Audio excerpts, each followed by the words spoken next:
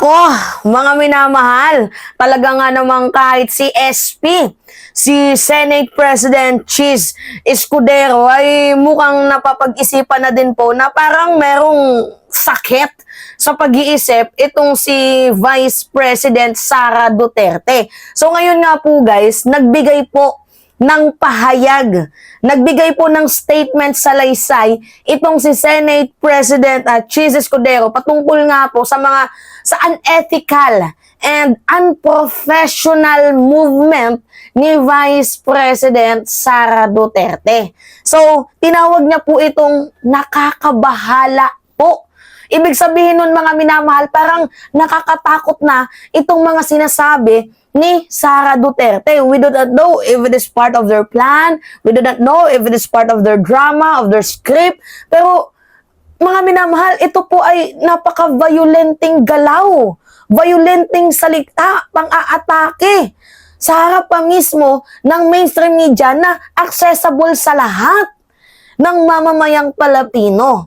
Alright, panoodin natin tong statement ni Senate President Cheese Escudero.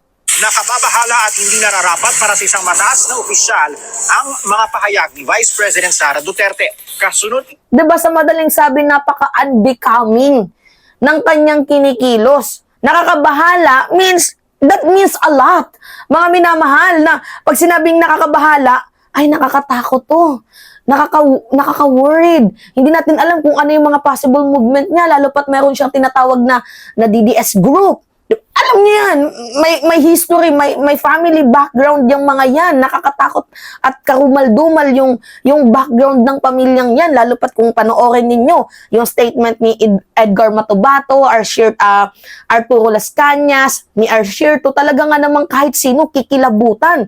Kasi meron silang tinatawag na di umano'y private army.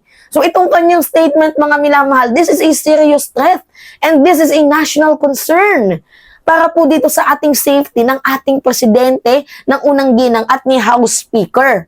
Alam niyo, ito yung nakakatawa, mga minamahal, sa kagustuhan nilang mayurak ang reputasyon ni PBBM, ang nangyari, sila po ang nayurak. Sumikat si Vice President Sara Duterte sa iba't ibang headline doon sa ibang bansa sa maling pamamaraan. 'Di ba? Yung title ng kanilang ng kanilang headline, mga minamahal, Sara Duterte tinreted itong presidente ng bansang Pilipinas sa English na salita, mga minamahal. Kumbaga nasira ang kanyang reputation, tapos biglang magbabawi ng kanyang statement na no, this is not a threat. I am concerned in my life also, so that I made that statement, blah blah blah, eklabush. Diba? Alright, tuloy natin tong statement ni Cheese Escudero. ito ng pag-amin mismo ni Duterte na kamausap umano siya ng hitman na target sina Pangulong Ferdinand Marcos Jr., First Lady Liza Araneta Marcos at House Speaker Martin Romualdez. Ayon kay Escudero, dapat isaalang-alang ng Vice Presidente ang kanyang tungkuling magsilbing mabuting huwaran sa kanya mga tauhan sa Office of the Vice President at sa mga kapwa Pilipino, lalo na sa mga kabataan. Pinayuhan niya si VP Duterte na huwag mag-atubiling humingi ng tulong kung may pinagdadaanan siya para kumalma at maayos niyang maipatupad ang sinumpaang tungkulin. Yan.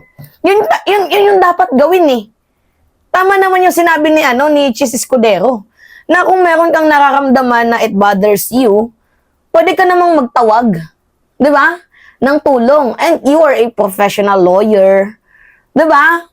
You can file or sue a case against sa taong nag-threat sa'yo, magpapa-assassinate sa'yo. Pero ang tanong dito, where did you get that news? Diba? Sino yung hutangerang chismosa na nag-chismis sa'yo na ikaw ay i-assassinate? Pero sa akin, mga minamahal, this is one of their political drama. We all know na si former President Duterte is a frustrated chess master. So, I think it is part of their script na playing victims, tapos kapag hindi pumabor ang taong bayan, sasabihin biro-biro lang. Pwedeng ganon. 'Di ba? So, ngayon nga po, mga minamahal, tingnan nyo to Tingnan nyo to, si Manix Dalipe, nagsalita din. Yan o, nagsalita si Manix Dalipe. Basahin natin yung statement ni Manix Dalipe, mga minamahal Yan, basahin natin. Ang sabi ni Manix Dilipe, The Vice President claim is totally without basis. To be exact, wala naman talaga.